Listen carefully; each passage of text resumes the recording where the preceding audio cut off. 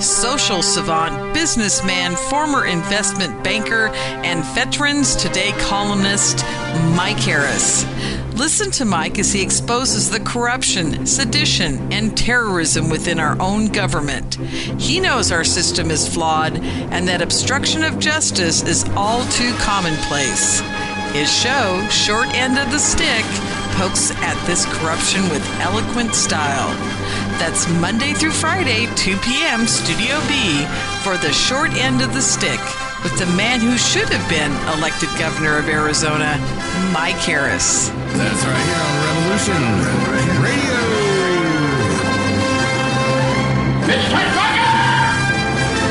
Who are you?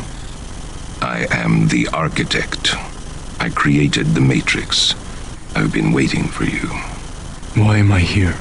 You are the eventuality of an anomaly which, despite my sincerest efforts, I have been unable to eliminate from what is otherwise a harmony of mathematical precision, which has led you inexorably here. You haven't answered my question. The Matrix is older than you know. As you are undoubtedly gathering, the anomaly is systemic, creating fluctuations in even the most simplistic equation. Choice. The problem is choice. Right here at Revolution Radio, freedomslips.com. Be here Wednesday evening at 8 p.m. Eastern Time for Private Eye Matrix Revealed with Monique Lassonde.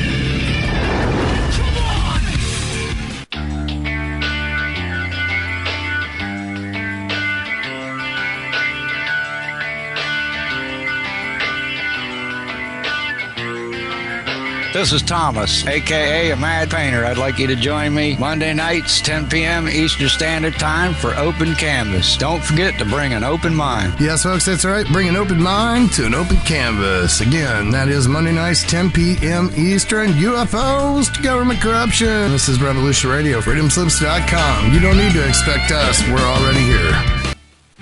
All right, let's get it going. Are you ready? Are you ready? Let's go! Revolution Radio at freedomslips.com. It is 10 p.m. Thursday evening, and we are here live on Studio A. Yeah, you've waited all week for the most cutting-edge topics and guests, and now it is time to deliver. That's right, it's the Stephen D. Kelley Show with your host, Stephen D.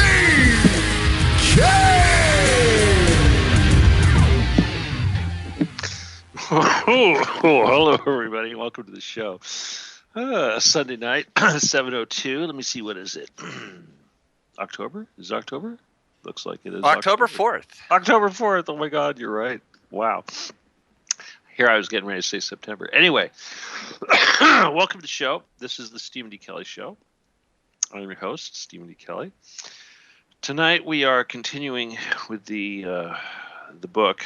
I'm going to read a few more fun chapters, and this is my way of kind of taking it easy. And I was explaining to Keith, I was talking to Keith earlier, and basically it's like I feel like ever since now that Russia is in Syria, and the world has changed, and the New World Order is getting its butt kicked, and the lies are falling apart, and it's a good feeling, and it seems like a lot of our work is being done for us, and it's almost like we have succeeded. You know, I feel like saying mission accomplished. You know, it's almost like they were listening, and someone said, "Okay, we're going to go do something about this." Obviously, we need to do a lot of change here at home and fix a lot of the. Get rid of the bad guys that are still running the show, but I am very encouraged by everything, and I'm not going to be smug, but I'm real happy to think that our efforts have paid off quite a bit, and at the very least, I know that unless the United States or Israel or somebody like that does something genocidal, I think that it looks like Damascus is going to be okay for the time being, and I think that our friends over there are going to be safe, and I'll tell you, they're all really happy, and of course Putin is a hero, and it's like I know they're not going to forget us. They're not going to forget the efforts that we made on their behalf, and it's fun because I did got to chat with Gabby a little bit, and of course a little bit with Mahmood, and things are definitely, Mahmood's starting to put some weight back on. He's starting to look more like himself. He's normally kind of a chubby guy. He thinks, oh yeah, I got to lose weight and all that, but no, come on. but anyway, so that's fun to report, and of course it's just a general feeling of hope, and that everything's going to be okay. So we're still kind of like on the wrong side of that whole issue, but at the same time it's a fun victory for us. So I'm happy about it, and I think all of you listening, those of you that were involved from day one and have been listening to me talk about what's going on, I think that you know what I mean. So those of us that are woke up, we know this is a good thing. And I saw a thing on Facebook, and they were talking about Putin as being a messenger of the Great Awakening, or an agent of the awakening. And I think, well, that's us. That's what we're doing here.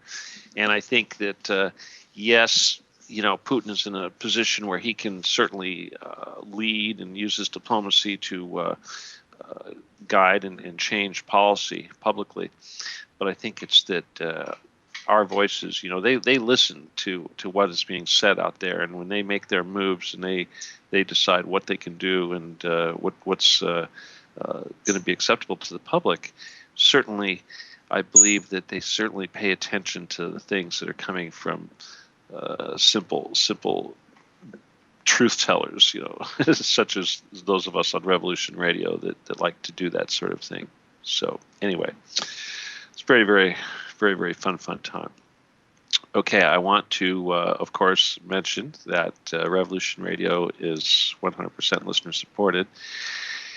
And I don't look at the budget too much, but I know that there's always something that's expensive to keep this thing going. So we do need your help all the time.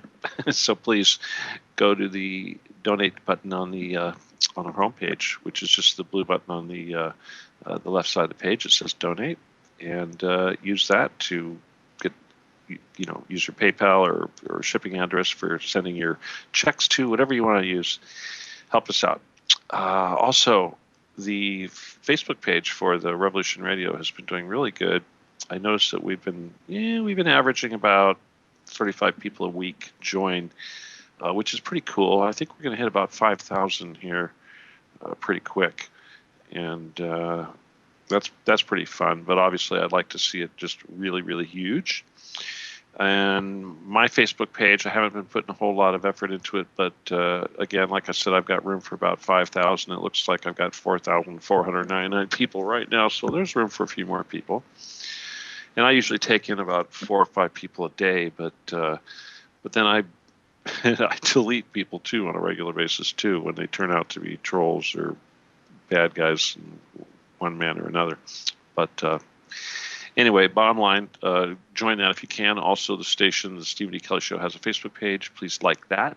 Easy enough to find. And, of course, my Stephen D. Kelley for President page. Please find that on Facebook and like it for me and help me spread the word. And who knows, I might talk about that a little bit tonight. But, again, it's not a joke. I really am trying to do that because sometimes I feel like I'm the only one that's got the right ideas. But so if you can help me share some of those ideas, that'd be great. Okay, what else? Oh, yeah, if you want to help me out, it's my PayPal's Stephen Kelley, 714 at gmail.com. That's STEVENKELLEY 714 at gmail.com. I'm sorry to interrupt, Stephen.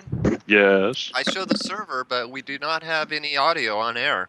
Really? Wow, that sucks. I know. Hey, are we back on air? No, that is Studio A. We're live. I hate it when the beginning of the show screws up like that because I completely lose my thunder. Thank you very much, whoever pushed the wrong button. And then I have to kind of through the rest of the show. Well, you started on a very positive note. You were talking about Syria. Exactly. Well, you heard me. You heard Yeah. me, but nobody else heard me. So Yeah. everyone else is just going to have to miss out. You guys missed out. Da da da. I was going to sing. Da da da. Oh, that's right. I was singing. You guys missed out. I was singing. Kidding. Da, da, da. All right. Anyway, yeah. Welcome to the show. 19 minutes late. Da da da. Do do do. All right. Well, like I said, I was going to be reading the book tonight, and I am going to be reading the book tonight. But I just want to say that, and I suppose it's okay that I'm not too stressed out because things are going good, and that's mainly because of what's going on in Syria with Russia coming in. And what I was talking about earlier was that things have really changed, and I think that all of us in our little media can pat ourselves on the back a little bit for helping the world get to where it is now. And obviously Putin is the man of the hour, but I'd like to think that we can certainly take some credit for staving off the forces of darkness until a white knight can ride upon the scene. And I like to think that these world leaders do respond to public policy, and those of us in the media, especially alternative media such as this, do a lot to mold public policy. So this is a good thing, and certainly all of us that are awake have done a lot of work. Okay, first of all, if you've stuck with us, if you managed to stick around, you wanted to be here for the show, if you haven't tuned out and gone away because of the dead air and the music that I heard was being played prior to this show, should be something really prime time prior to this show, but hey, anyway. Welcome to the show. Oh, what? I cannot read what Nighthawk just wrote to me right now. Because it would violate FCC standards. But anyway, I'm not surprised by that. Well, there goes that motivation whatsoever. I really love getting messages like that right before a show. It just, you know what I mean, Keith? Hey, what's the phone-in number? Maybe somebody would like to call in. The call-in number for tonight's show is area code 928-202-4608, and we will definitely take your calls, everybody. I'll go ahead and post that in the chat for people as well. Yeah, do me a favor. Oh, here it is. Hang on. Type it in my little thing here because I don't see it for some strange reason. Since we had to reconnect to the server, I don't see it in my little window. Oh, he's actually writing this in this one? Oh. Wow. Do you see that, Keith? That little message? Yes, I do. So professional, huh? No, it's cool. Just be good and express love and gratitude that things are changing for the better. Oh yeah. And here's the call-in number, Steve. Oh, there you go. Thank you. 928-202-4608. Now, just in case my eyeballs were not working properly or something, I was being dyslexic, I'm going to read it one more time because, I never can trust myself. 928-202-4608. Anyway. All right, welcome to the show. Okay, like I said, tonight I plan to reading the book a little bit, and it's mainly because we can do that. We can take it easy.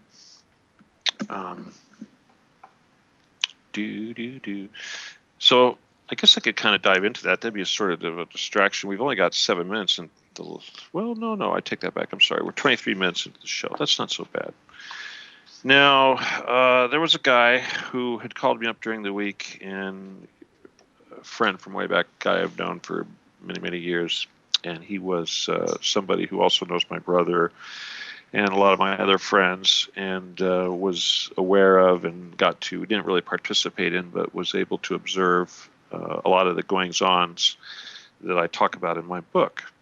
with the Getty and all that sort of thing. He was, he knew all the same people. So when these things were going on, we all talked about it, and we're all aware of it. And I told him to call in tonight, although I kind of doubt he will. But it's just as well, because would have been hard for me to sort of focus on reading the story and then asking him questions. But maybe someday he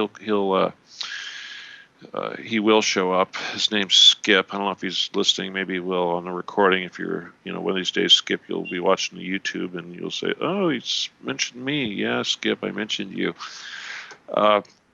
He's not actually in the book, but when I told him I was going to have him come on the show and talk about it, he goes, he assumed he was in the book. No, Skip, you're not in the book. But anyway, all right. When we ended the show last week, I was getting to the part where I was going to talk about the Getty, and I was going to do the chapter called the Metropolitans, which, of course, Metropolitans is a name for the underground structures, and this name is basically the one that they use in the protocols. And of course, I'm talking about the protocols of the learned elders of Zion. And in one of the chapters, I believe it's chapter 10 or something like that, they talk about these undergrounds. And of course, remember, this is a book that was written 100 years ago or longer. We only found out about it 100 years ago. Basically, it was during the time of the Russian Tsars when it became public. But anyway, they describe the underground bunkers really well in this whatever you want to call it, this document. And I think I might actually read a chapter where I talk about that. But I'm gonna read about the Metropolitans. But I might skip around a little bit and do a couple other chapters too, because a lot of these little historical events and things that took place, they're kind of they're all over the map. I try to do all this in a chronological order, but there's a lot of little side stories involving historical events and what have you that are also fun to talk about or to read, to share with you. And I'd kind of like to do that prior to the getting into the the heavy duty underground Getty bunker stuff. So hopefully you'll bear with me, and it'll be a good decision. And as you know, I don't really prepare a whole lot before these shows, but what I did was I took a couple pieces of toilet paper and I kind of stuck them in a couple spots in the book to mark a couple pages. And so I got a pretty good idea of where I left off. And again, I haven't, I wrote this, but I haven't read it in a while. But I'm sure it'll be fun. So anyway, like I said, we were just moving into the Metropolitans. I was talking about the last chapter. I think we had Tom Hansen. I believe we were talking about Tom Hansen. And that was the guy that was a caver, or whatever you want to call these guys. Who knows what the hell Tom Hansen was, but he was the guy that was basically sent to try to recruit me to go work out there at Area 51 or get involved with these UFO type research projects. Anyway, that didn't happen.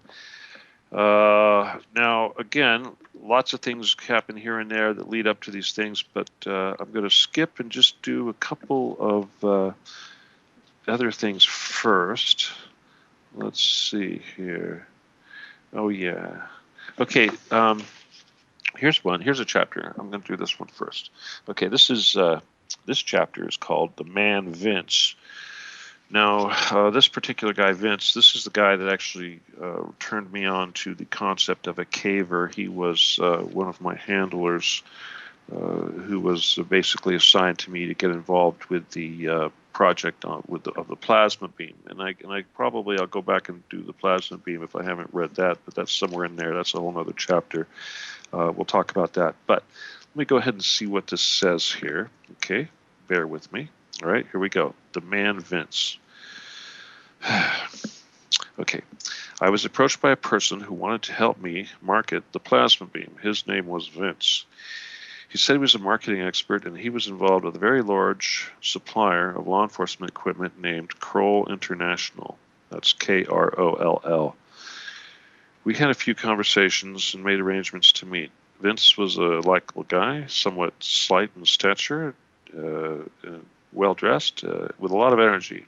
He had a funny way of talking that's hard to explain. Well, but he used sentence structures that seemed to contain way too many words. He wrote like he talked, and when he created some webpage for advertising for me, the language was equally strange. He was primarily interested in the plasma beam, but tried to do what he could to help me sell my other products, my other laser products. Over time, got to get more light on this page here. Over the time I knew him, he told me many things about himself. He had worked for the CIA in Africa, helping the U.S. compete with China, who was trying to win the hearts and minds by investing heavily in infrastructure programs in several African countries. Sound familiar? A con. This was a difficult job because China was putting a lot of effort into establishing Africa as a future base of operations and was investing huge amounts of money. He also told me he worked with the Bilderbergers. These were the people who lived in the underground bunkers, and he told me that he called them the cavers. I thought about the people under the Getty and decided this was an appropriate name for them. I would now use the term caver to describe the elitist kings of the earth, including the Templars. We made arrangements to meet in Las Vegas at the SHOT Show so that I could demonstrate the plasma beam for his client that owned Kroll International. Jay Dreyfus, now I think I talked about Jay, but if you remember Jay anyway, Jay Dreyfus, who was living with me at the time, also went, and I had a suit altered to fit him. We went to meet Mr. Kroll and demonstrated the plasma beam. Now, being the world's most powerful handheld flashlight, you would think that was enough to generate significant sales to law enforcement and emergency services. But Mr. Kroll wanted more. He mostly was interested in the strobe function that we could tune to pulse the frequency to introduce an epileptic seizure in people it was pointed at. He only cared about using the device as a method to control crowds of people. Such devices already exist, and I refer to them as flashy toys. This is similar to the gadget that Will Smith used in the movie Men in Black that would erase people's memories. I suspect that a similar device was used to incapacitate my cousin Mark in my garage. You guys remember that story. And I also suspect that this type of unit may have been used to blind and incapacitate the driver of Princess Diana's car when she crashed and died in France. That night we went back to my hotel room, and we were joined by my European distributor, Andrew Soler, who always travels from Spain to attend the SHOT Show. Before long, Vince, Jay, myself, and Andrew were talking about UFOs and aliens and underground cities. Now, Andrew had never been exposed to this information, and suddenly we were getting it he was getting it from all sides. When we got back home, I responded to Gaston. Now, this is the French guy, the CIA dude, basically invented the plasma beam.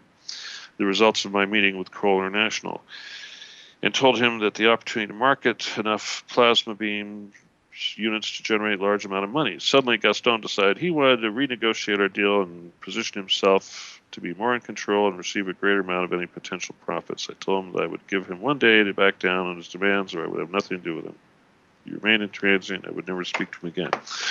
That's when I got back in the bed with the CIA. And that's whole other chapter, which is back in the bed with the CIA. Gee, do I want to read that one? Let me see. Let me look at it. That's about 4 pages. Okay, well, you know what? Before I get into that, here's a chapter I'm going to read. I'm going to skip that chapter. I'm going to go to this one.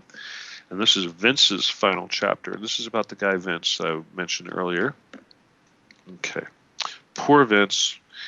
He tried so... Oh, this is a good one, actually. Okay, he tried so hard, and even though he was a bit annoying and his sentence structure was from another planet, he was the man that told me about the cavers. He may have been their tool, but he was a nice guy.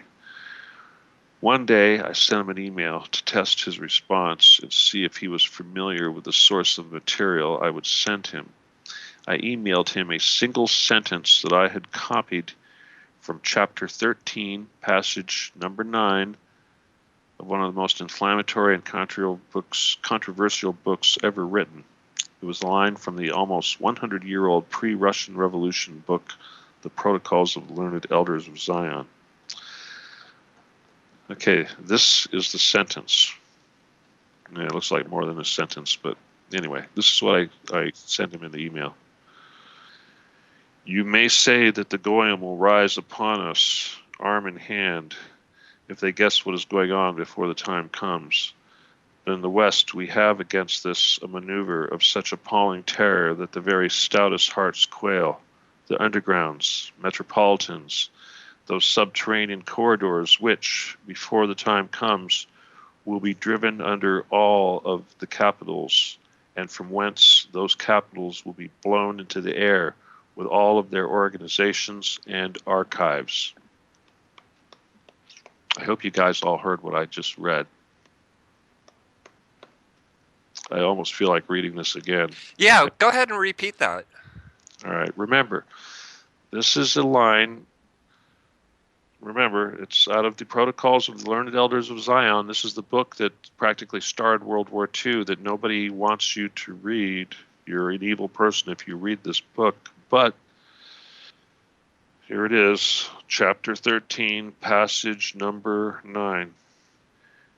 You may say that the Goyim will rise upon us arm in hand if they guess what is going on before the time comes. But in the West, we have against this maneuver of such appalling terror that the very stoutest hearts quail. The undergrounds, metropolitans, those subterranean corridors which before time comes will be driven under all the capitals, and from whence those capitals will be blown into the air with all their organizations and archives. Archives. Organizations. What does this mean? Okay, what does this mean? That means that all these bunkers all over the country, at least 250 of them in the United States alone, all have nuclear trapdoors, which means that when they go underground into their little bunkers, or metropolitans, as they called them 100 years ago, they will close the front doors with a nuclear bomb, they will blow them up, and they will take out everything on the surface. Now, the Getty Museum is a perfect example of this. Obviously, there's a city, one of these bunkers is under the Getty Museum. The Getty Museum, the whole purpose of the Getty Archives, the Getty Museum, is to archive and catalog Western civilization. It also contains secretly Vatican artwork and Vatican archives. Everybody talks about stuff underground at the Vatican. Guess what? It's underground at the Getty. So if you want to destroy our history and destroy our culture in revenge, should we ever rise up in arm, as they say, us Goyim, and we were to say march in the Getty, they would blow it up.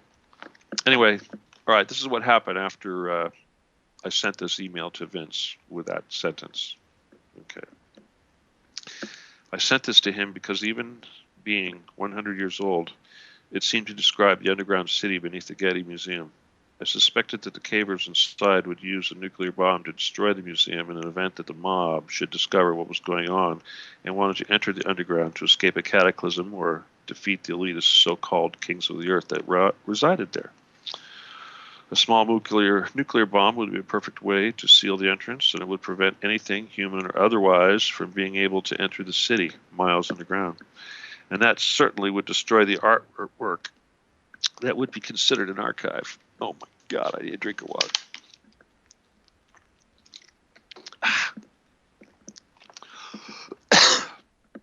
It's the Getty, they're taking my voice. All right, I wanted to see how he would respond, he being Vince. He could have very easily said he didn't know what I was talking about, or that he was unfamiliar with the passage. What he did say was very extreme and almost exactly what Bora, which is another chapter I'm going to have to read now, earlier, said when she reported to us about the Satanic Temple at the bottom of the Getty. He said, "We are all not Jews. We are also Nazis, and God and Satan are the same thing." This is what Vince said when I exposed him to that passage. Once again, I was in shock. I thought I had it all figured out. I had to go back and start all over again with my research. Nazis and Jews working together, the concept was inconceivable. This was an idea that would take me a full year to get used to and to understand. Now, please believe me, I love every human and harbor no hate towards any person or any group of people. I do believe that you can hate actions, but never the person. We are all children of the Creator, and every person that has ever lived in this, in part of every other, is part of every other person who has ever lived or is ever alive or dead. Polarity is a tool of Satan. It only exists on this level that we occupy at this time. This is the yin and yang, the ever-changing dynamic of good and evil, black and white, and service to self versus service to others. It became clear to me that every aspect of our human existence is constantly forcing us to become emotionally polarized so that we become divided and fight amongst ourselves over artificial issues such as politics, religion, and race. I learned that the Templars, even though they are considered a Christian brotherhood of knights dating back to the Crusades, also had Jewish origins going back even further. I would also learn that the Templars had two factions, both of which had primarily German ancestry, tracing back to European royal families, and that there was division when Hitler arrived between those that supported the dictator and those that did not. These two sides would be known as Faction A and Faction B. The one that did not support Hitler went into hiding, and it has been suggested that these people are sought out as another version of a royal bloodline or Holy Grail. I would also learn that when World War II intelligence groups, known as the Office of Strategic Services or OSS, was disbanded, that the new group, the CIA, was staffed almost entirely with German Nazis brought into the United States under Operation Paperclip. Now, I'm not saying that any of these people are bad because of this incredible, confusing concept I have had to accept. I discovered that I need to become an observer and resist the urge to judge and become emotionally attached to any of my feelings about what these people were doing. To them, they are the ancients that have the wisdom to make decisions that affect the lives of innocent people. What I do not agree with and condemn with the harshest terms is the practice of human sacrifice. I can control my emotions and love these people, but I will forever hate those actions. Now, Vince disappeared soon after his unfortunate response to my email, and I would hear later that he had suffered a heart attack in New York City. I was told that he was taken off the street screaming that he was fine and he had places that he needed to go. I could just see him resisting and trying to reason with whoever was taking him away. I would learn in the future that the cavers possessed weapons invented by Nikola Tesla that could induce a heart attack in a victim using scalar wave technology. I will perhaps write about this in the future in another book, but would recommend that the reader Google Tesla and scalar waves for further explanation. I know Vince was high-strung, but I also know he may have opened his mouth too much and revealed too many secrets to me in his effort to perform his job for his caver masters.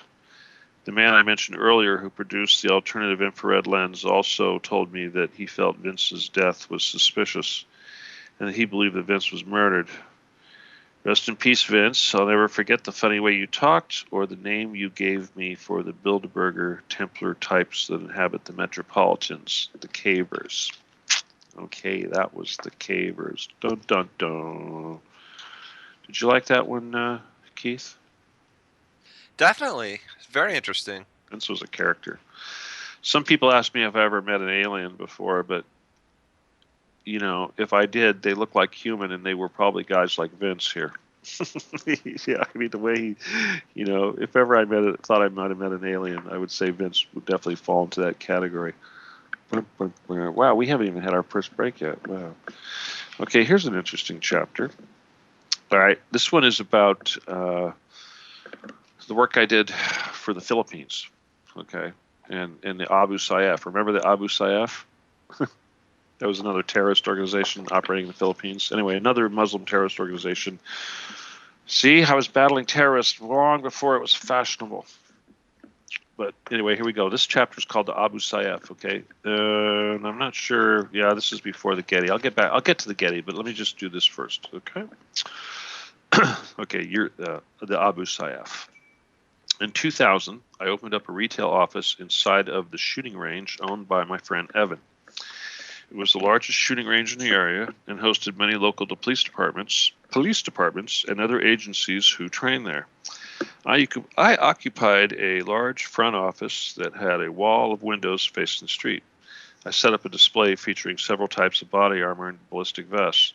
The first day we opened the shades and let the outside world see what we had, the neighbors thought surely Armageddon was upon us.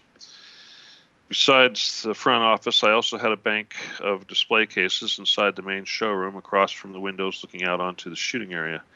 Inside of this glass display, I kept a collection of laser-quipped Glocks and submachine guns, also fitted with different types of laser sights, including units fitted with multi-beam laser systems intended for special operations groups. The display was quite impressive and contained items that the general public would not see anywhere else. Jay Dreyfus was back with me at this time, and I had him manning the counter and helping to answer questions about the products.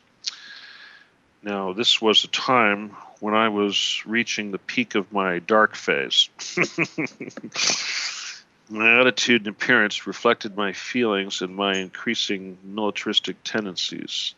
My daily wardrobe consisted of black battle dress pants, or BDUs, black combat boots, and a black t-shirt, usually adorned with some type of machine gun image.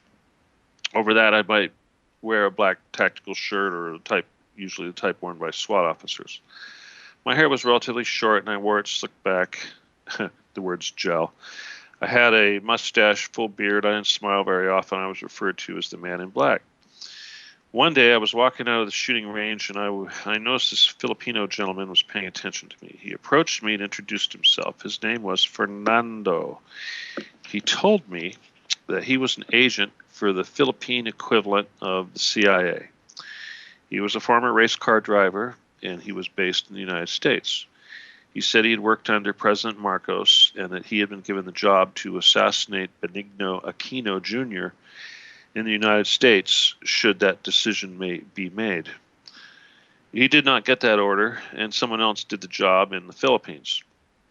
He asked me to help him assist his country with a terrorist group named the Abu Sayyaf that had kidnapped several people, including Americans, and had taken them to the island of Yolo. This is hard stuff, to be honest with you. This is a rough time. Anyway. Bear with me, guys.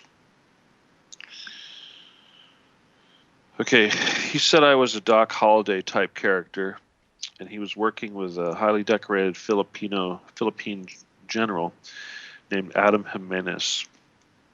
They were looking for help in several areas. They somehow were familiar with my background and seemed to think that I could help them enlist the assistance of the CIA. I told them that this was the Clinton administration and there was no interest in helping a predominantly Catholic country. I was right. When George Bush came into office, one of the first things he did was offer help to the Philippines. Now, they wanted advice on planning a tactical operation against the guerrillas holding the hostages. They were thinking of dropping massive amounts of sleeping gas onto the camp to render everybody unconscious. I told them this was unacceptable because the doses inhaled by everybody would be different and that many people, including hostages, would die as a result. This is similar to what happened in Russia when gas was used to subdue a theater full of people who were being held by Chechen rebels. I remember that a commando team I recommended a commando team be assembled and equip them with tactical body armors, silent submachine guns fitted with infrared lasers and night vision goggles. I was told that their soldiers did not believe in using body armor protection and put more faith in the power of holy medallions or talismans. Either way, the Philippine government had approved a bill to modernize the military and had voted to spend something like 56 million pesos, which at the time was several $1 million U.S. Joseph Estrada, the Philippine president, was coming to the United States to attend the 2000 World Summit celebration. He would be stopping in San Francisco, and I was asked to go there with Fernando, the general, and to meet with him and present a proposal for rescuing hostages. Once again, I left my family at home and ran off to save the world. I packed up some equipment for the demonstration, which consisted of some body armor, some laser-equipped weapons, an assortment of night vision devices. The president and his entourage were staying at the posh St. Francis Hotel. Our party checked into a more modest accommodation. The next day, I located a local shooting range and obtained permission to use the facility to do my demonstration. I sat there all day, but the people I was supposed to meet with never showed up.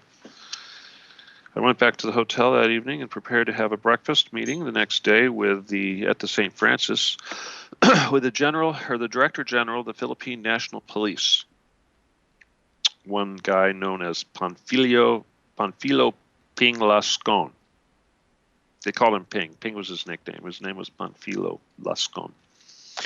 All right, just for your general information, guys, the Director General of the Philippine National Police is like the equivalent of the FBI and the CIA, basically. That's what he is. Now, our group, wait a minute, Okay, I was warned that this was a very evil man who was rumored to have killed suspected criminals in order to rob them of money. He would later be indicted for the murder of a journalist and would flee the country. I sat down with the man in the hotel restaurant and ordered breakfast for us both. As he ate, I described my proposal to him while he sat there, and he said very little and maintained a blank expression. When my meeting was over, he excused himself, said thank you, and left. My impression was that the man was not interested in what I had to say. Our group headed home, and I was informed that Ping, being the corrupt man that he was, wanted to control the Defense Modernization Bill himself, and that the only way to force a degree of scrutiny on the process was to introduce items into the list of materials to be purchased, such as my lasers, that could not be had by another source. So this was a game to expose Ping and to bring legitimacy to the appropriations bill. Before we could go all the way home, General Jimenez insisted that we stop in San Jose to visit a girlfriend of his that lived there. Now, General Jimenez had converted to Islam to placate his constituents on the island of Yolo, and it allowed him to have more than one wife. Now, this woman was one of them prior to coming to the United States. We met her at a mall where she worked, and she joined us for dinner. The general wanted very much to spend the night with her, but she, having been in the United States, living in the United States, decided that she did not want to be a second wife anymore. The general actually asked me to use my diplomatic skills to try to convince her that she should do it for her country. She still declined, and we ended up leaving and taking the general to the airport to catch a plane back to the Philippines. The group was concerned that someone would try to kill the general before he got on the plane. So we escorted him as far as possible before he boarded, and I sent him home with some body armor and some other equipment. He gave me a solid gold 18-karat Rolex GMT watch, which is still one of my prized possessions. Yeah, that's the story. That's how I got my watch. When I got back home, I took the list of military hardware, which included items such as howitzers and fire control computers, and I called a friend who was an agent with the Israeli Shin Bet, the Israeli equivalent of CIA.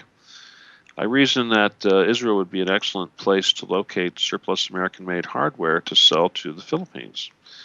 I faxed him the list of equipment, and the next day he called me back with his report. He told me that the howitzers, which are large cannons on the list, were obsolete, and that fire control computers for this out-of-date hardware did not exist. I called Fernando and asked him to come to my office. I told him that I had learned what I had learned from the Shin Bet agent and asked him what kind of game was going on. He told me that all of the equipment that was to be purchased was already sitting in a warehouse somewhere in the Philippines, and that the intention was to collect the money and deliver the equipment that is already bought and paid for. I told him, "You guys are really corrupt." He told me that the Philippines were no more corrupt than the United States, and where do you think they learned this trick? I realized he was right. Whenever Congress passes a bill and approves the funding for some military budget, such as Star Wars, the items to be funded already exist, and the money is actually going to be spent on something else that we are not being told about. A perfect example of this is when Ronald Reagan asked for money to build the Star Wars system that had been in place since the Carter administration. Once again, my naivete about the workings of our country's government was being shaken. Okay, that's the end of that one. Oh, look at that! 6 minutes before the end of the hour. So, what did you think about that, Keith? Filipinos, guys? That's James Bond stuff. It was James Bond stuff. They wanted me to move to the Philippines. It was one of those crazy things, but it would have been in Manila, and I hear the air is really, really bad in Manila. Of course, over there, they get you over there. They go, "Oh, how many girls do you want? How old do you want them to be? Blah, blah, blah." It's like, yeah. They go, "Oh, don't worry. You can carry your gun. You can pack your gun. You can bring your gun with you, and you can carry it."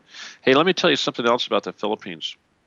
This is not. Actually, this might be written in the book somewhere, but when my laser, the Glock 17 was put on the Glock, when the Philippine government found out about it, they banned it in the country immediately because they didn't want to assassinate it. All right, everybody, we'll be back in a few minutes. We're going to take a break, and you can call and get back.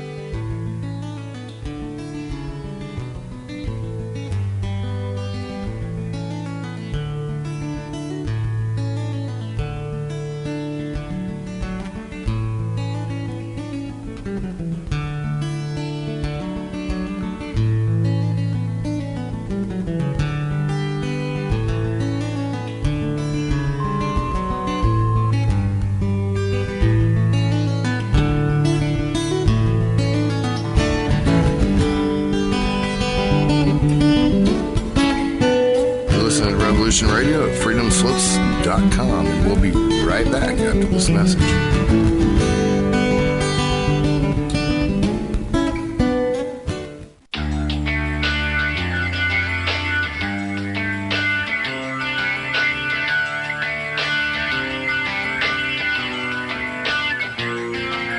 This is Thomas, a.k.a. a Mad Painter. I'd like you to join me Monday nights, 10 p.m. Eastern Standard Time for Open Canvas. Don't forget to bring an open mind. Yes, folks, that's right. Bring an open mind to an open canvas. Again, that is Monday nights, 10 p.m. Eastern. UFOs to government corruption. This is Revolution Radio, freedomslips.com. You don't need to expect us. We're already here.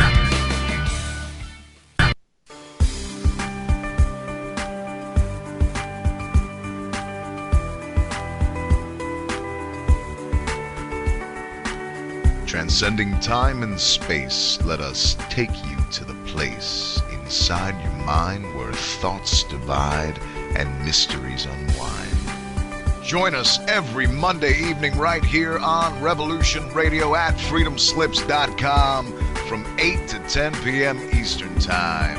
And you will catch the Fenton Perspective with our great host, Lorian Fenton. Come listen in as she shares her amazing stories from the past to present, along with all of her guest secrets to the future. That's the Fenton Perspective every Monday evening right here from 8 to 10 p.m. Eastern Time, only on Revolution Radio. Oh, and you don't need to expect us. We're already here.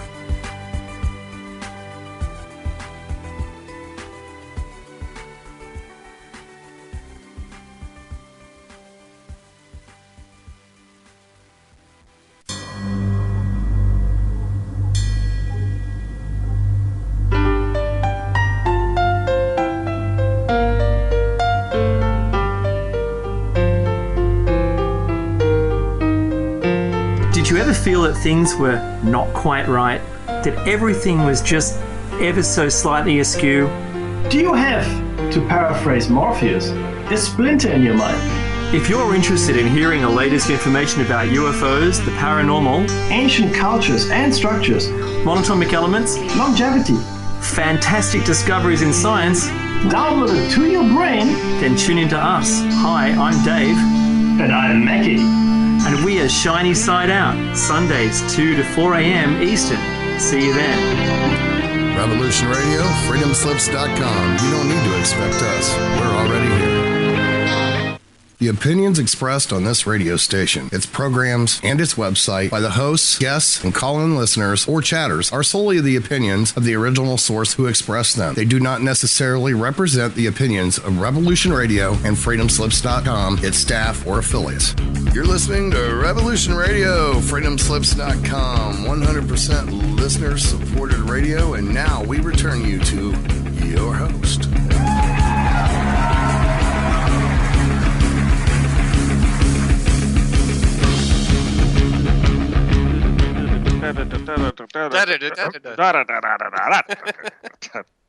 It was gonna stop there. It was kept on going.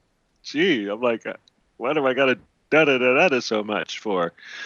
Okay, everybody, welcome back. It is now 8:00 where I'm at. The second half of the show. All right, let me get this out here real quick. This is the time when you get to call in. So if you would like, the phone number that we think is going to get you here, and you have to call us up and prove that it will, is area code 928-202. Grace is making silly noises.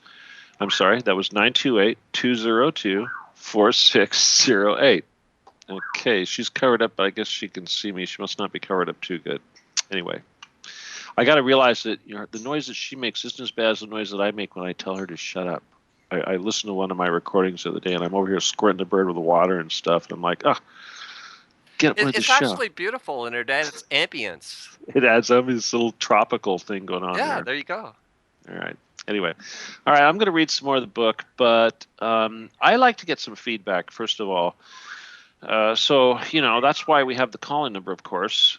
So you can let us know what you think. I just write this stuff and then try to get it out there, and I think it's kind of fun. I gotta tell you, it was very cleansing just to be able to write this stuff down. If anybody can imagine what it's like to go through this kind of thing, and then to like, oh yeah, just keep it to yourself. It's like, oh, you run into somebody, oh, let me tell you this story. They're like, are you crazy? You know what I'm saying? It's like. But it is if it sounds like James Bond, you're right. It's a spy novel, because it is a spy novel, right? Technically, people. I've been saying now in public that I was a CIA NSA contractor for at least 3 years in public. I've gone public, and I've said this now to other people. But the thing is that if this wasn't true, don't you think after 3 years of saying all these heinous things and going on Press TV and RT and writing books and having radio shows and all this and saying all these things and calling myself this, that if I wasn't, that they would say something. Somebody would say, oh, this guy's a charlatan or whatever. Come on. And again, obviously, the reason why they don't do that is because it's all true. They don't dare respond because it's going to give me that much more credibility. And it's like people say, oh, well, if somebody kills him, then his book will sell all over the place and everybody will know it's all true. And it's like, well, whatever, if you maybe so, but this is not a gimmick. I'm not an artist that's waiting to die before my artwork has some value, but who knows? I know that all of my heroes in this industry are guys that are dead.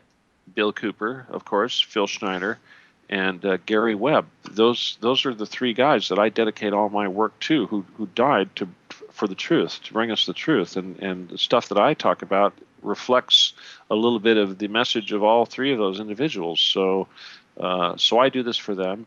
And again, if it wasn't true, if any of it wasn't true, somebody would say something, because the Getty Foundation has billions of dollars they have more lawyers than the Supreme Court. I mean, it's crazy. Okay, if they wanted to get me, they would get me, and if the CIA wanted to get me, they would. Well, actually, they can't.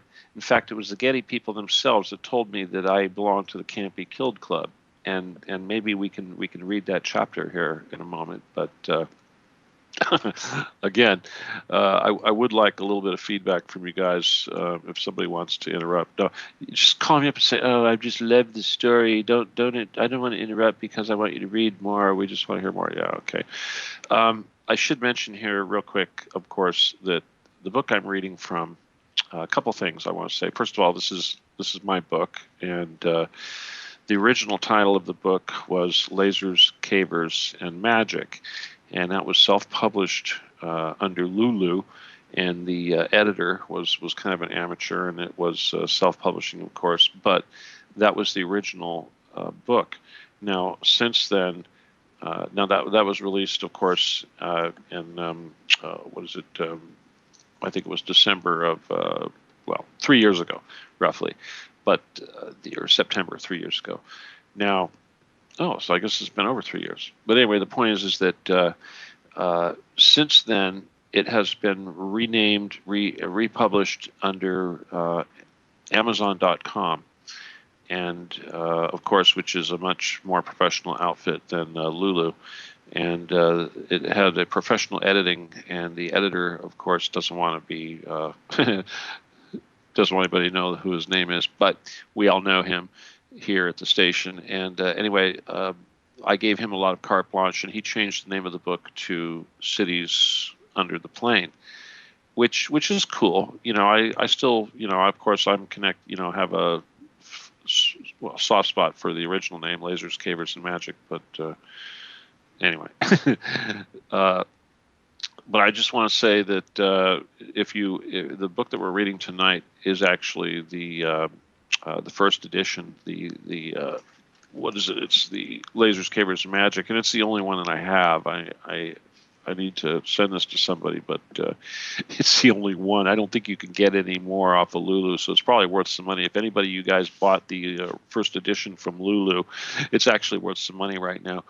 But anyway, if you want to buy the book now, it's the title is going to be Cities Under the Plane. It will be somewhat edited. There's some stuff that's different than in the original book, of course. There's actually a whole chapter that's missing. I'm not going to read it. It's about my animals, and it's a very sad chapter for me. But the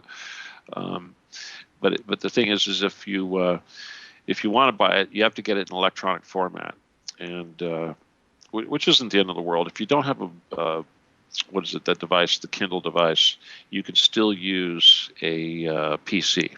All right. Now, a lot of people say, well, this is hard, but, well, I understand. I can relate, but just, make the font big. but anyway, the nice thing about electronic books, of course, is that it's cheaper. And I think I could probably sell it for like $3, but I'm actually selling it for like $6.99. So I get a couple dollars. I'm so greedy, but I have to sell, I get about $3 a book, I think it is. And I have to sell I have to make $100 before they send me a check, and needless to say, I haven't seen a check in a while. So anyway, oh yeah, and as I mentioned earlier on the last show, I actually donate the proceeds from all my books that I sell outside the United States, which isn't a whole lot, but it's something. So, all right, just going to share that with you. Okay, let's see. Let's find a fun chapter to read. Ooh, I got some debris in my book. Again, let me just give you that number here real quick. See if anybody wants to interrupt here. Whoops. Okay, again, it's 928-202-4608. Oh, and again, here real quick, this is, my name is Stephen D. Kelley. This is the Stephen D. Kelley Show. It is October 4th, 2015. And we're reading from my book, and this is Revolution Radio, www.freedomslips.com. Send money to us. No, I'm sorry. We are listener supported, so we do need your donations. Okay, we do appreciate it when you do help us out. I got to tell you guys about this donation thing. I ask for money a lot. It looks like I ask for money a lot on Facebook, and it's embarrassing every time I do because I know you guys all see it. But I got to tell you, when I do that, maybe 50% of the time, one person, maybe two, will respond. And I love those people, of course, immensely. And sometimes these people will be the same ones on more than one occasion. And those guys they're the angels, all right? And that's the way it is with this whole donation thing. Is seriously, the percentage of the people who actually do kick down a little bit our way, pay money forward, are a tiny percentage of all the people that are actually listening and are fans and what have you. And you guys listening, and you people that do this, I know that you're listening. I know I'm talking to you right now, but I know that it does pay forward. Okay. And I'll just talk about this one person. They'll forgive me for a moment, but I know that sometimes she'll kick me down a few bucks, like $20 roughly, American, and it brings her business almost right away. Something will happen. The universe will bestow upon her a lucrative client of something like that. And that's really how this works. That is the whole service to self thing. Service to others thing. People don't realize is that when you do that, when you do serve others, and especially when you give, and I don't want to just say this about giving money because it's giving of yourself, but when you do that without expectation of compensation, you're investing and you're sowing a seed, and invariably that investment will pay off. And usually, of course, though, it's important though that it be pure. Like I was talking to this buddy of mine the other day, the guy that was supposed to call in today, and I was trying to talk to him about service to others, and he said, "Yeah, I do service to others." And I go, "Oh, really? Okay. What do you do?" And he says, "Well, I donate time at the local temple." I go, "Really? Wow." He says, "Oh, but they let me park my RV in the back of the lot." I go, "Oh, well, then that's not donating." And I go, "Well, what else do you do?" He goes, "Well, I pick up litter at the beach." I go, "Oh, that's cool." He says, "Yeah, and sometimes I find money." And I'm like, "Oh, God, ruined it." Yeah. So, but anyway, that's the point. The point I'm trying to make, preach, is that if you guys would do help me out, help out the station, do what you can to help others, be kind to animals, all that sort of thing. Seriously, the rewards do come in. So, and those of you out there that are the patrons, because like I said, out of the million people or whatever that are listening to Revolution Radio, there's a handful. Trust me, there's only a handful of people who help us out, and it just seems that way. And obviously, it'd be so cool if just everybody, at least once in their career as a listener, just put in the minimum amount of whatever you could do. Just, again, all right, sorry about that, guys, but that's just the way it is, all right? And again, if you want to help me out, it's Stephen Kelley 714@gmail.com. Oh, yeah, and if you want to buy the book, again, the only way you can get it is... other than me emailing you a copy of my first edition, which isn't the ideal way to go, you get it from Amazon Kindle. Just go to Amazon Kindle, do a search for either Stephen D. Kelley or Cities Under the Plane, and it should pop up. Dun, dun, dun. Oh, I lost all my my little bookmarkers, my toilet paper bookmarkers. Okay, I'm gonna read the Metropolitans. I think this is the one looks like it's quite a few pages. This should be a good one. Okay, yeah, all right. This one's about the Getty. I think the most about the Getty. Dun, dun, dun. All right, here we go. The Metropolitans. My Vietnamese friends started a circuit board company. They made me president because they thought it would be easier to gain clients if there was a white guy in a figurehead role. I was happy to help them get their new business off to a good start. I remember one day coming back from a sales meeting in the San Fernando Valley. My friend, my fam, was driving, and we were heading south on the 405 freeway, passing through the Santa Monica Mountains. I looked over the side, and I saw what appeared to be a tram going up the side of the hill just off the freeway. My first impression was, what the heck is that for? Was this some kind of theme park ride? My intuition told me something was not right. Whatever it was, I was getting a bad feeling about that location. On December 16th, 1997, the new $1.3 billion Getty Center would open. This is the main subject of my story. The secrets that would be revealed are the most important and explosive facts I have to share. Oh, there we go. We're giving it all up. The risks involved in doing so are massive. I have no time for skeptics. They are a force of the dark side. My brother Norman lives with a friend named Don, who is a certified public accountant. Don has a friend he once worked with named Jim. Jim was also an accountant. Don and Jim remained close, and as events in Jim's life began to become strange, he always would share the details with Don. Now, Jim's father was a high-level Mason. One day, a package arrived at the family's home for the father. Inside was a jade statue of a dragon. The statue had a hole through the center of its stomach area. His father did not know where the statue came from or who had sent it. He decided to display it and place it on the mantle. Very soon after the statue came into the house, the father would die. Jim did not know it, but he was about to become a legacy. He was to take his place among the elite of the elite. His recruitment began with an offer of a new job. He was to become the trust fund manager for the Getty Museum. He would meet a man we will call Aaron, who would become his handler. Jim was offered several incentives to make the new job irresistible. He was given a luxury home, a large amount of cash, and a box of Cuban cigars. As this was happening, he told his friend Don everything. Don, in turn, shared everything with Norman, who in turn reported every detail to me, his brother. I noticed immediately the similarities of what was happening to Jim and the experience I had gone through with Tom Hansen. I had regular conversation with my brother and informed him everything I knew about the secret groups and my knowledge of extraterrestrials and metaphysics. The information was all shared with Jim, so that he was constantly being briefed as his handler brought him into his secret world. Before the Getty opened, Norman and Don were invited by Jim to tour the facility and were able to go behind closed doors. This was quite an honor. Even Hillary Clinton had requested to visit the museum early and had to wait until sometime after my brother was able to do it.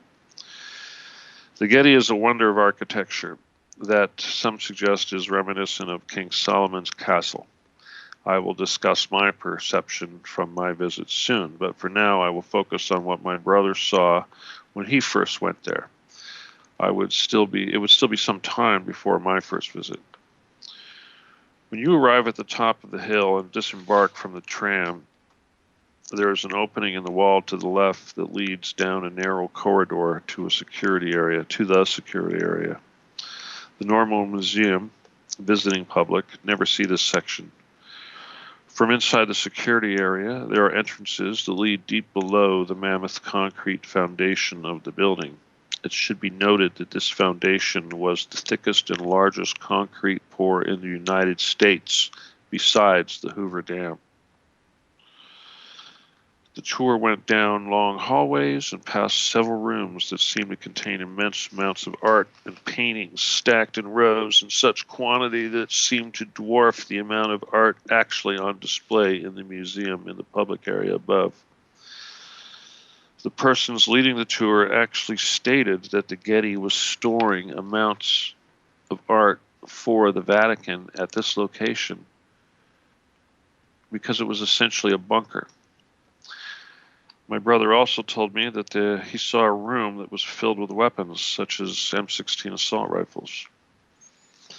The same was used by the military. Now, this seems to be far beyond what would be required for a museum's security. This was an arsenal, enough to equip a small army. Nobody seemed to think this was out of the ordinary and thought to ask questions. As the tour progressed deeper under the museum, the levels of security increased and the doors began to be equipped with sophisticated palm scanners and other types of biometric security access systems. Eventually, the group came upon an extremely massive steel door. The door was open and led to the inside of an enormous elevator, large enough to hold something the size of a tank or even a large truck. As the group stood there, my brother said in a loud voice, "That's a nuclear blast door." The man leading the tour instantly became alarmed and shouted, "No, it isn't," and quickly led the group away. When my brother came home and told me about everything he had seen, it became clear to me what we were dealing with. Jim's indoctrination was only beginning, and I would feed him questions through my brother to ask his handler, Aaron. Here's a small sample of some of the questions and some of the answers. When Jim asked, "Why was Flight 800 shot down?" The answer was, "Because we missed the first plane that went up before it." Remember that the plane that went up before Flight 800 was a Saudi airliner that reported a strange flare-like lightning streaking past the nose of the plane. It should also be noted that the plane went down the coast of Long Island, New York, in the very close proximity to Montauk Point, which is the location of our East Coast Star Wars weapons. It is also across from the Brookhaven National Laboratories that contain enormous particle accelerators capable of generating the beams of charged particles necessary to guide a directed energy weapon. To the skeptics, I would point out that I was invited to the Directed Energy Weapons Conference held in Arlington, Virginia on June 28, 2005. Further proof that such technology exists can be found in the November 1999 issue of Photonic Spectrum magazine on page 100 in an article titled "Beyond Franklin's Kite." In the article, it reports that research is being conducted that uses pulse beams of charged particles to act as a conduit capable of delivering a huge amount of electricity, reminiscent of Benjamin Franklin's famous kite string conducting a lightning bolt. In the case of this type of Star Wars weapon, the string is the beam of charged particles, and the lightning is man-made and travels upward to the target. I remember many years earlier traveling out to a remote location of the Mojave Desert with my friend Bill to watch the mysterious lightning displays coming from China Lake Naval Weapons Station base on a clear night. China Lake is the location of the West Coast Star Wars facility. Bear in mind that this method is not the only technology possessed by the United States to shoot down enemy missiles or the occasional passenger jet or space shuttle. We also have high-energy chemical lasers and X-ray lasers. This technology has existed since the Carter administration. Remember, the Space Shuttle Discovery first reported problems as it passed over the California desert and ultimately disintegrated over Texas, February 1st, 2003.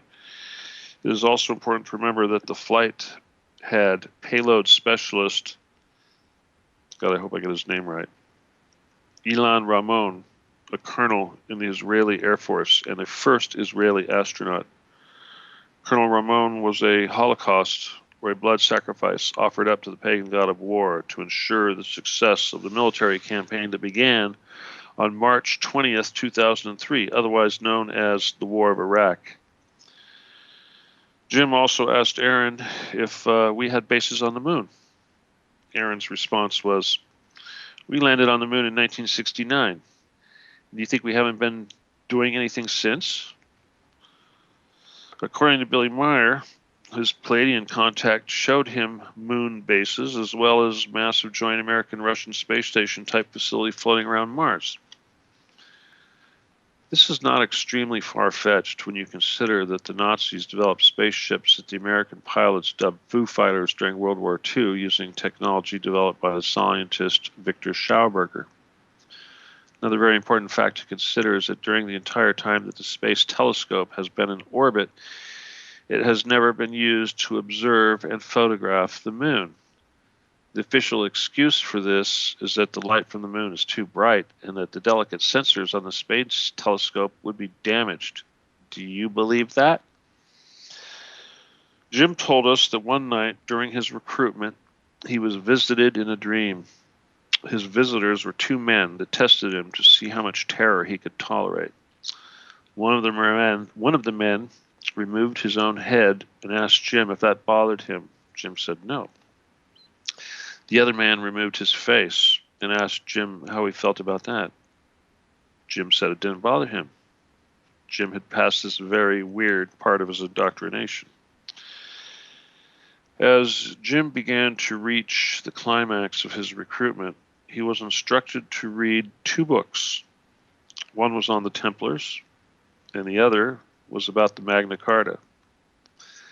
There are actually two versions of the Magna Carta, one for the common people and the other for the nobles. Many people are familiar with the Templars from the popular book, The Da Vinci Code. Although the book was a fiction, the Templars actually exist to this day and truly believe that their mission is to locate and protect the descendants of Christ, the real Holy Grail, or royal bloodline. The Magna Carta should be read by everybody. It was a document forced upon King John by the barons he was being defeated by in 1215.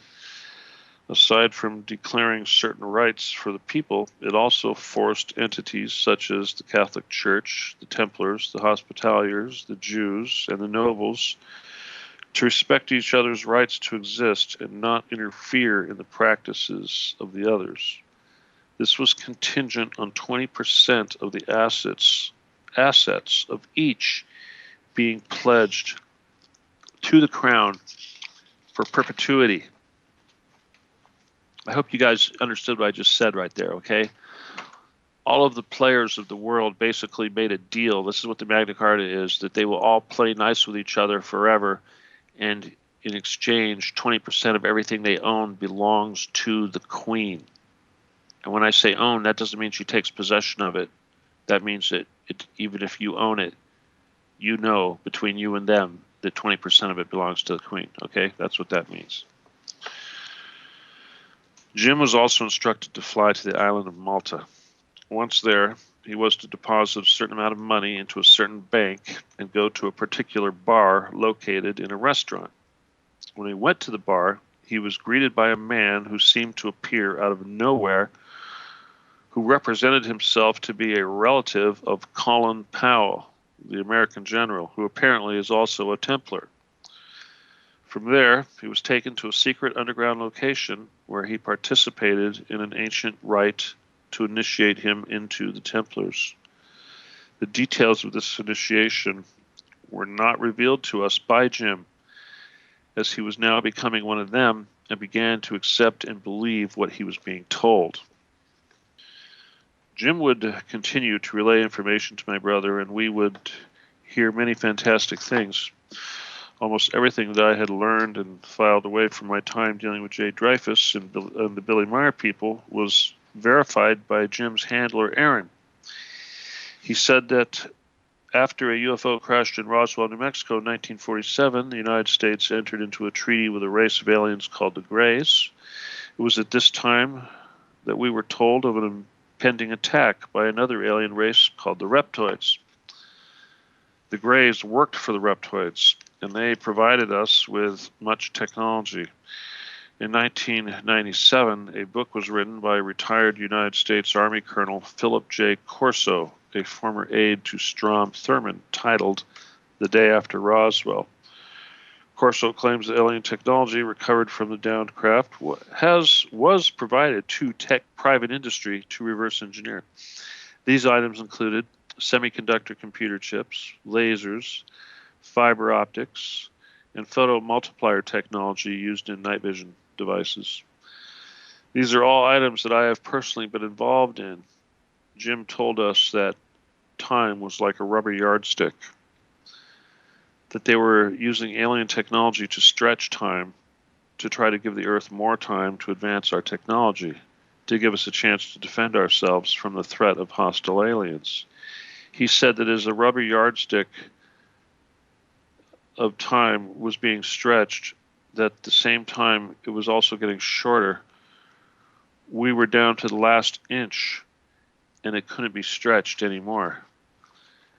He also said that we possess technology that to travel into the future and into the past, and that they could only go as far as 2012. And after that would hit a black wall. He said that they could see what people were going to do in the future, but that those who would do something that touched the lives of everyone could not be touched because the universe would prevent it. He told us that the time travelers were called phase shifters, and that a favorite technique they used to phase shift was to phase shift from bathrooms of restaurants that they knew had been in business for long periods of time. I suspect that the men who visited my cousin Mark in my garage were phase shifters. Jim also told us that he was starting to develop strange psychic skills and that he could now break glass with his thoughts. Eventually, Aaron would suspect that Jim was being briefed by somebody that was aware of the most controversial aspects of the indoctrination Jim was going through. Aaron decided that he wanted to meet the source of all this information. Aaron was amazed that somebody on the outside would be aware of so many closely guarded secrets. He wanted to know how we knew these things. Everything I told my brother had come from metaphysical sources, such as psychics and channelers and people that believe they are receiving information downloaded from entities such as aliens or angels and such. Now, Norman had a friend who lived back east that was some sort of Eastern European blue blood. Her name was Bora, and she lived in a great big mansion and had a lot of money and was a gifted psychic. Now, Bora was also very skilled at remote viewing. This is the process where a psychic can travel or use astral projection to visit any location and observe what is there. This is well documented and something done by the CIA to gather information on enemies and was illustrated recently in the movie The Men Who Stare at Goats. There is a great book on remote viewing written by Joseph Monagel titled Mind Trek. In his book, Joe talks about his experiences working for the government 17 plus years on the secret Stargate program, where psychics such as Joe used remote viewing and skills to gather intelligence. Bora was asked to use her skills to visit the Getty and explore beneath the museum. So Bora came to California and went to the museum. That night, she went back to my brother's home and used remote viewing to return to the Getty and travel deep below the building on top of the Santa Monica Mountains, which she reported afterwards would scare the hell out of us and create a moment of fear that we would be killed for sure. Boris said that the elevator my brother had seen went down several miles. It did not use cables, but some sort of advanced magnetic drive to go up and down. The first level she reached housed 200 psychics that she said were Nazis who were there for the purpose of defeating incursions by other psychics attempting to probe below them. Apparently they failed. She said that below this were several levels of construction that consisted of large tunnels that radiated from a central hub, like spokes on a wheel. Inside those tunnels were living areas and support facilities like you would need for a city. People were living there. She said that everything was extremely luxurious, with large amounts of artwork, fine marble, and gold fixtures. She said there appeared to be additional entrances to this underground city that led up to private homes in the area near the museum. She reported that the lighting and power used in this city seemed to be of some advanced technology not available to us on the surface. Bora also described a transport that was like a train that moved at super speed in two directions from this complex.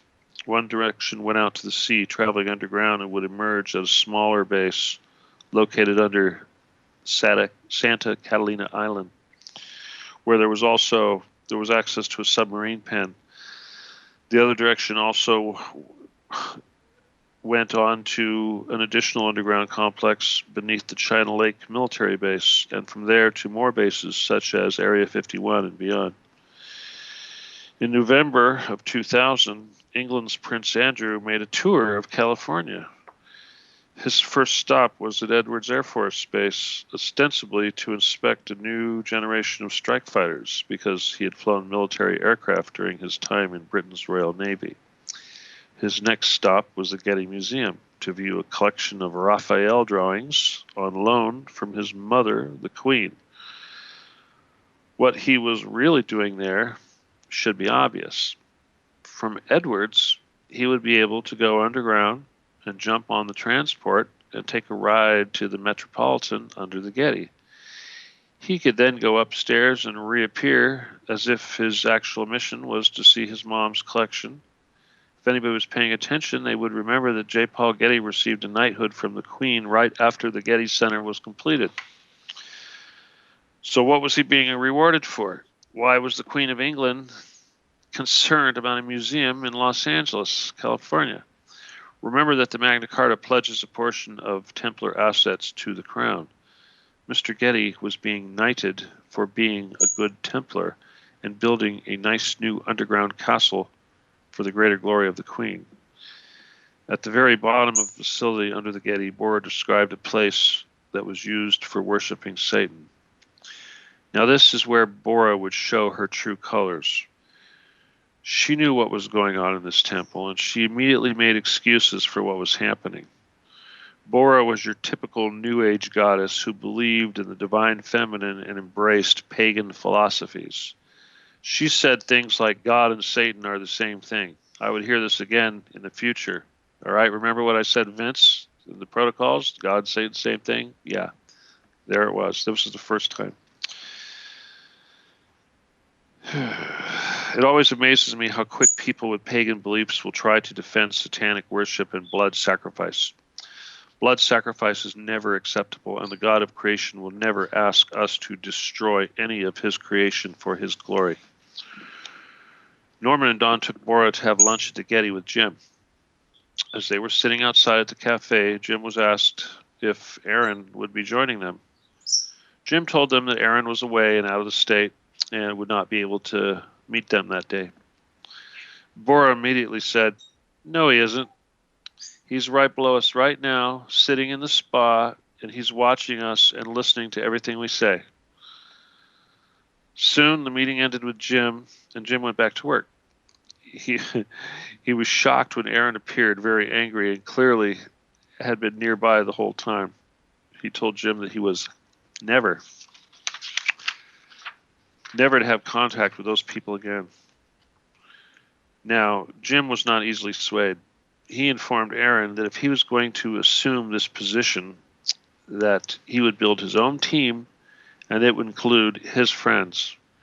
Aaron was not going to give up his charge, and he knew that he would have to work with Jim and decided to allow him to incorporate his friends into his team.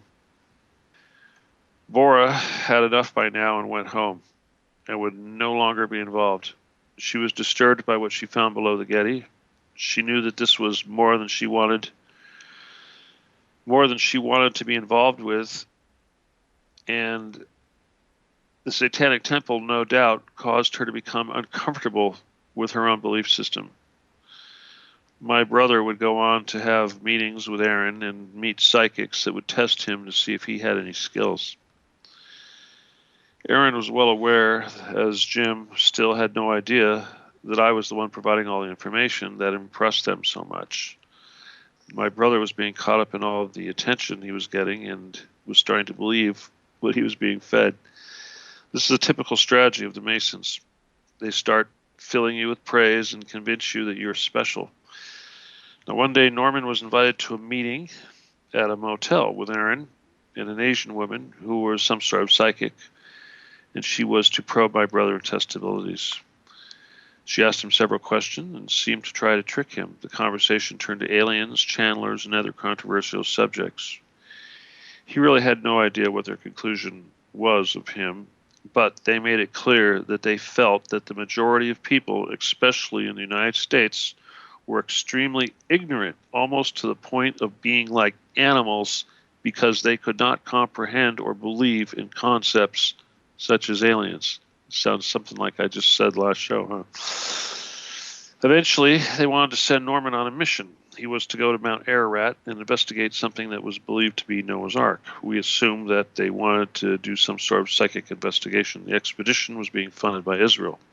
The Israelis were very interested in collecting genetic material with the hope to be able to trace every human back to the Ark and to identify people who could not be linked to Noah's descendants. There is an ancient book called the Epic of Gilgamesh, thought to be one of the oldest books ever written. It is a Sumerian text predating Babylon. The book depicts a great flood similar to the flood of the Bible. In the Epic of Gilgamesh, there is another great boat that is built by someone other than Noah. The story even makes reference to the biblical ark that suggests that Noah was not the only one warned to prepare for the flood. This would explain why today there are two great anomalies that have been identified as possible locations of Noah's Ark. One is high up on Mount Ararat, and the other is on a plain in Iran. As is common with people who struggle to grasp unorthodox ideas, they would rather argue about which anomaly is the real ark and whether the ark actually exists. Nobody wants to consider that there were two great ships built and that people other than the occupants of Noah's Ark survived the flood. This is why Israel wants to locate genetic material from the archaeological site up on Mount Ararat. World leaders, including President Clinton, wanted to collect DNA and medical records by using the Human Genome Project, hope to identify who in the world's population could be traced back to the Noah's Ark. And it should also be noted that the great archive of medical records that our government is creating and digitizing is being stored in Israel. Now, before Norman could embark on this expedition, he would need to assume a military rank and would receive a salary of $70,000 a year. Now, the problem with the military rank is that you lose all your rights and can easily be thrown into a military prison. The problem with leaving the country is that you lose all your protection. The biggest issue was that $70,000 was not enough money to make the proposition attractive, so he declined. I continued to isolate myself from these people and would only communicate with them through my brother. Bill Clinton was still president, and I was very partisan and unhappy with many of the events that had occurred during the administration, such as Waco and the many scandals. I was also heavily involved in the weapons business and was being financially affected directly by Attorney General Janet Reno's attack on the Second Amendment and gun owners in general. I was very outspoken and would often write letters to the editor of the local newspaper and attacked issues I was concerned with. Now, Aaron made a plea for us to help with something very serious. We were told that the Earth was being threatened by an invasion from hostile extraterrestrials. The time to develop some sort of effective response was short, and we are all humans and should put aside any political differences and work together for the common cause. So I was being asked to take the weight of the world on my back and try to think of a way to defend the Earth from alien invaders. This seemed very reasonable, and I decided to devote my energy and thought to coming up with a solution. I only had one stipulation: no more shooting down airplanes. I would have nothing to do with human sacrifice. I thought about every type of weapon system and reasoned that any technology we could develop would easily be defeated by countermeasures already created by an advanced civilization. I knew that anything that relied on mechanical, chemical, or electrical power could be overcome. I thought about my Christian beliefs and wondered if the use of scripture could be incorporated to create an advantage. I considered everything from holy water to enclosing Bible passages inside of bullets. I eventually rejected all of these ideas and decided that the only advantage that an Earth human might have is our soul and our ability to develop our psychic skills. This is when I decided to stop focusing on my creative energies on further developing the science of death. And I would now begin to studying metaphysics and learn to increase and develop my psychic skill. Metaphysics is a branch of philosophy concerned with explaining the fundamental nature of being in the world. Although the term is not easily defined, traditionally metaphysics attempts to answer two basic questions of the broadest possible terms: what is there and what is like. A person who studies metaphysics is called a metaphysicist or a metaphysician. The metaphysics attempts to clarify fundamental notions by which people understand the world, e.g., existence, objects, their properties, space and time, cause, effect, possibility. The central branch of metaphysics is ontology, the investigation of the basic categories of being and how they relate to each other. Another central branch of metaphysics is cosmology, the study of the totality of all phenomena within the universe.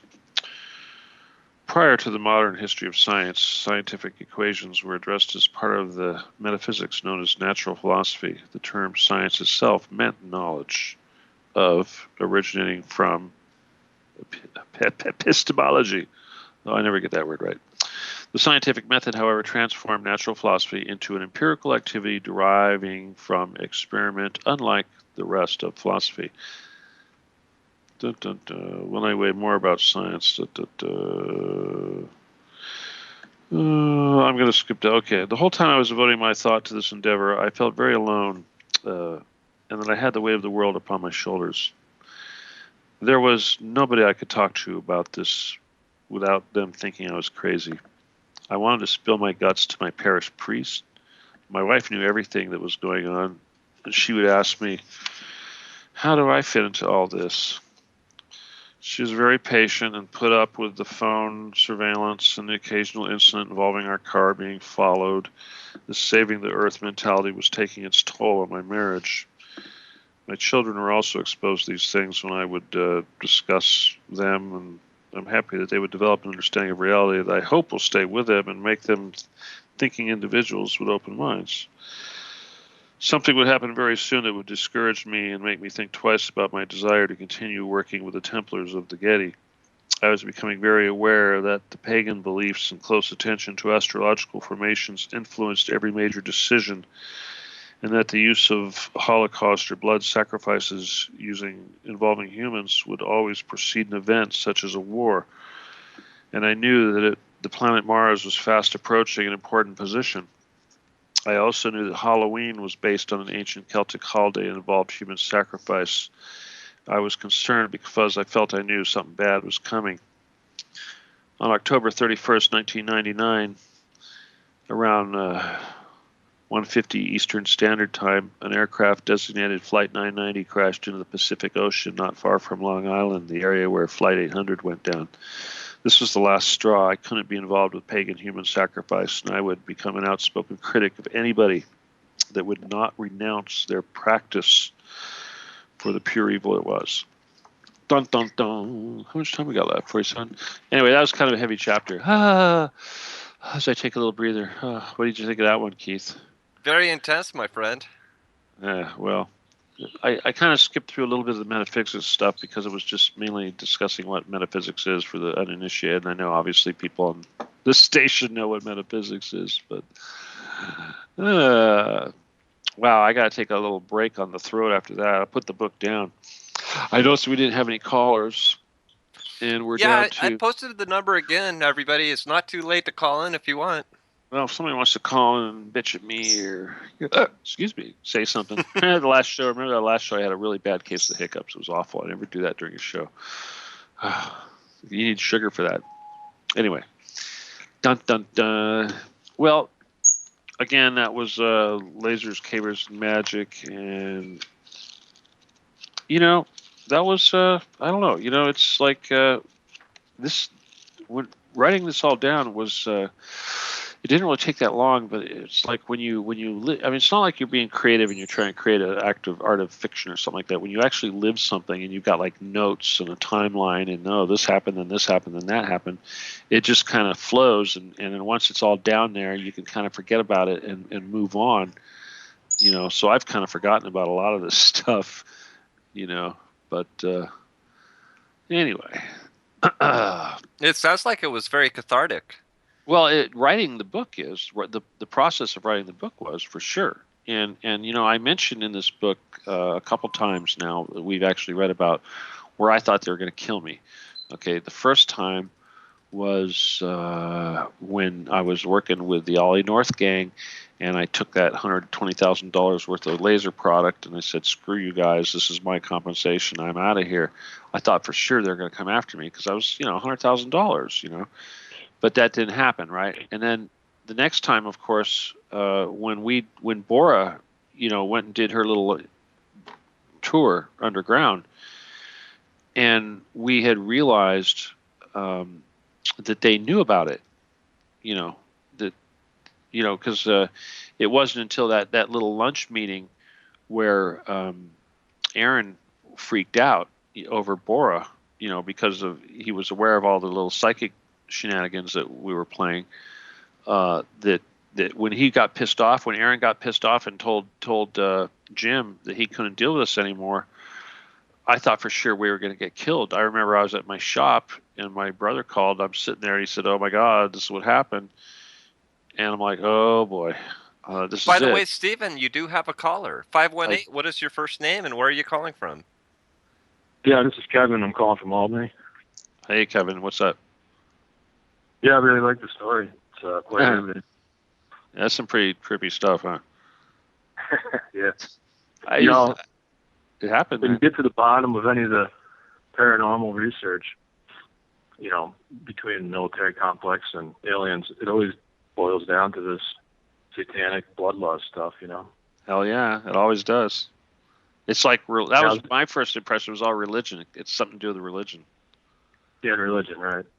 Yeah. And they always meet at the end. That seems to be the bottom line, And then forces of good versus evil. Uh-huh. Kevin, are you a first-time caller? Yep. Yeah, I've only been listening to Revolution Radio for about a month now, but right on. So, have you listened to this show before? Is this the first time you caught this one, or what? It's about the second or third week. Well, usually the shows are a little more earth-shaking. The last couple shows were just sort of taking it easy, to be honest with you. I think like the couple shows back was like more of a big deal, historical speaking. We were talking about Russia and Syria and all that, but this is still important stuff. It's good, important information out there. No one was calling in, and you were wondering, so I was just. Hey, well, you're the man, dude. You're the man. All hail Kevin. All hail Kevin. Everybody in chat, all hail Kevin.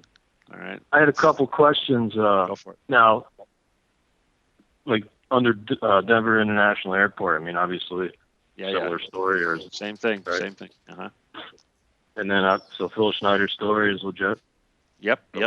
Totally. Yep. My hero. Yeah. Yeah, these are all hooked up, obviously. The tube train. I mean, Phil Schneider used to talk about how they would drill like 4 mine shafts in a square pattern, and they drop nukes down, and then they'd blow a big, huge cavern, and then they go, well, that's what it is. They'd build these caverns like that, and then they'd have these big diggers, and they would dig the tunnels radiating outward like bicycle spokes from those caverns. So apparently that's the standard. I guess it's just like building a skyscraper, only you're going downward. Right. So. Now, what about Dulce? Is that same thing, or is that? Oh yeah. Okay. The thing about all these bases is that each one of them has its specific purpose. Okay. Right. Dulce is they're all about blood. Biological, medical stuff, and they're like trying to come up with a blood thing for aliens and stuff like that. Denver Airport, they're all about aviation and transportation. They're like a big hub. The Getty, their whole thing is all about preservation. They're just like a big art bunker. That's their thing. So they've all these different bunkers have different jobs specific, to that bunker. But I think the Getty one is really nice. So go ahead. Yeah, this is the first I've heard about the Getty. Well, yeah. Well, that's why it's a big deal. See, because everybody knows about all these other bases, but I've been trying to tell people the Getty is the weak link because it's a public thing, and we can walk right up to it. We can stand right on top of it. Right. And I think they know that, and they know that if we're ever going to go down there and attack them, it's going to be from the Getty, and that's what they're worried about. In fact, that's what this book is all about. They thought I was going to be like lead some army on to assault the Getty, and in a way, that's kind of what we're doing right now. Only we're using the radio to build that army. Well, then adds some credibility to your story because you don't really hear that online at all. About the Getty. So everything is so much stuff is parroted, from different. Totally. Well, they don't want anybody to talk about this. They're afraid. Yeah, they are so afraid that my book is going to get big out there. That I mean, hell, if something happens to me and people go, "Oh, wow, he must be telling the truth," all of a sudden the word gets out there. That's what they're worried about. Well, I think the tide's turning, and the average public is slowly waking up. I mean, between 9/11 and Building 7, I think people are starting to finally question that. And then, chemtrails and, UFOs. I mean, how can you not? Pretty much. The average person, how can you not wake up? So what are you going to do? You got to listen to Revolution Radio, huh? That's right, yeah. Hey, Kevin, I'm curious. How did you find Revolution Radio? Believe it or not, I was looking for what Douglas Dietrich had been up to, and well, thank you for tuning in to my show. Yep. No, I just been listening to everybody and finding out who I liked. Everybody on there is pretty good, Right on. It's something to say, and it's nice to have a place where you can talk about politics to UFOs to esoteric information in one sentence, They're all related. That's well, that's the end of the show. All right. Hey, thanks for calling, Kevin. All right. Thanks, Keith. All right. All the listeners, especially the new ones, thank you so much for listening. I hope you enjoyed it. If you have any ideas for programming, things that you want me to talk about, contact me at law17gun@AOL.com or contact me on my Facebook. And again, this is the Stephen D. Kelley Show. My name is Stephen D. Kelley. This is Revolution Radio. Adios. Good night. God bless. Bye.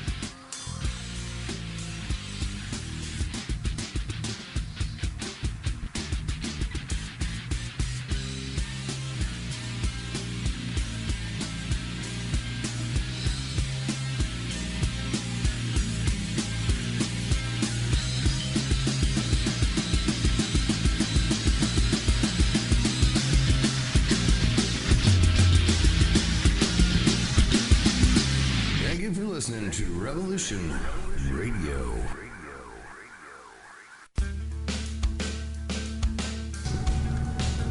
Let's imagine if you glimpsed the future, were frightened by what you saw, what would you do with that information? You would go to who? Politicians? Captains of industry? And how would you convince them? Data? Facts? Good luck.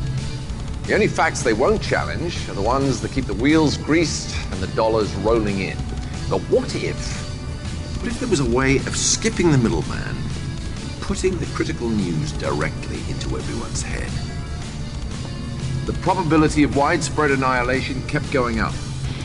The only way to stop it was to show it, to scare people straight. Because what reasonable human being wouldn't be galvanized by the potential destruction of everything they've ever known or loved? To save civilization, I would show its collapse. How do you think this vision was received? How do you think people responded to the prospect of imminent doom? They gobbled it up like a chocolate eclair. They didn't fear their demise, they repackaged it. It can be enjoyed as video games, as TV shows, books, movies. The entire world wholeheartedly embraced the apocalypse and sprinted towards it with gleeful abandon. Meanwhile, Earth was crumbling all around you. You've got simultaneous epidemics of obesity and starvation. Explain that one. Bees and butterflies start to disappear. The glaciers melt. Algae blooms all around.